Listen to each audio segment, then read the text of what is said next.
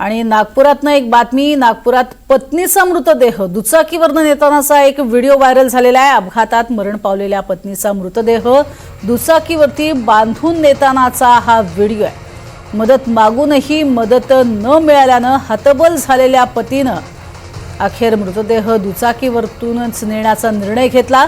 नागपूर जबलपूर राष्ट्रीय महामार्गावरची ही घटना आहे।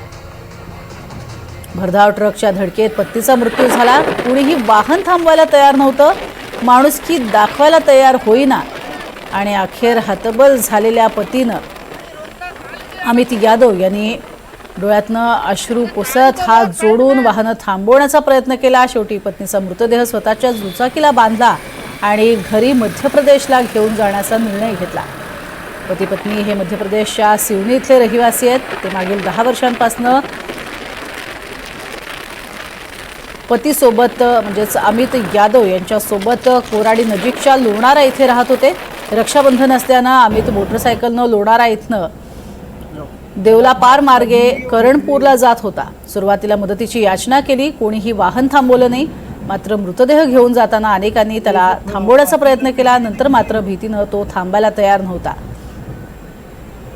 अधिक माहिती घेऊयात आमचे प्रतिनिधी संजय तिवारी यांच्याकडनं। संजय, नेमका काय हा सगळा प्रकार? अगदी आपण योग्य बोललात। माणुसकीला काळीमा फासणारा किंवा लाज आणणारा हा प्रकार नागपूर जबलपूर महामार्गावर घडलेला आहे। सिवनी हे जे मध्य प्रदेश मध्ये आहे ते त्याचं गाव आहे। अमित यादव त्याचं नाव आहे आणि तो आणि त्याची पत्नी ग्यारसी अमित यादव हे गावी जात होते मोटरसायकलने। तर जसं आता आपण सांगितलं, तो गेल्या 10 वर्षापासून नागपूर जवळच्या कोराडी परिसरातील लोणारा येथे राहत होते ते दोघे, आणि ते गावी जात असताना हा प्रकार घडला। भरधाव ट्रकनी कट मारली आणि अचानक तो ट्रक आल्यामुळे हा सुद्धा हादरला आणि त्या ट्रकला कट लागल्याने पत्नी खाली पडली आणि ती त्याच ट्रकच्या चाकाखाली आली आणि तिचा घटनास्थळी मृत्यू झाला। आणि त्यावेळेस तो भरधाव ट्रक सुद्धा थांबला नाही। तिथे कोणी वाहन थांबायला तयार नव्हतं। तो याचना करत होता की मला मदत करा, माझ्या पत्नीच्या अपघातात निधन झालेलं आहे, पण कोणी थांबायला तयार नव्हतं। शेवटी त्यांनी आपलं मन पक्क करून हा जगावेगळा निर्णय घेतला। पत्नीचा जो मृतदेह होता तो मोटरसायकलवरतीच बांधला आणि तो परत आपली उरलेला मार्गक्रम करू लागला।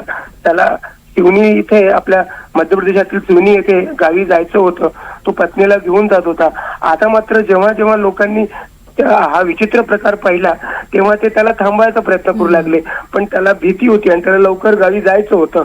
मात्र शेवटी महामार्ग पोलिसांनी त्याला थांबवलं, त्याच्याकडनं सगळी माहिती घेतली आणि मृतदेह ताब्यात घेतला आणि तो आता नागपूरच्या Indira Gandhi medical college hospital, ज्याला मेयो हॉस्पिटल म्हणतात, तिथे पोस्टमॉर्टमसाठी म्हणजे उत्तरीय तपासणीसाठी पाठवलेला आहे आणि त्याची पण समजूत घातलेली आहे। पण खरंच म्हणजे जेव्हा त्याला मदतीची गरज होती, तो विनवणी करत होता, याची याचना करत होता, तेव्हा कुणी थांबलं नाही। पण जेव्हा तो मृतदेह बांधून नेत होता तेव्हा अजब प्रकार पाहून लोकांनी त्याला अडवण्याचा प्रयत्न केला, पण तो थांबला नव्हता। शेवटी महामार्ग पोलिसांनी त्याला थांबवलं। नक्कीच अत्यंत दुर्दैवी घटना म्हणावी लागेल। मात्र अखेर आता मेयो रुग्णालयामध्ये पत्नीवरती पोस्टमॉर्टम होईल, कारण कोणत्याही प्रकारचा येत्या काळामध्ये त्याच्यावरती ठपका राहू नये यासाठी सुद्धा पोलिसांनी अर्थातच त्याची समजूत काढली असेल। तुर्तास धन्यवाद संजय या संपूर्ण माहितीसाठी।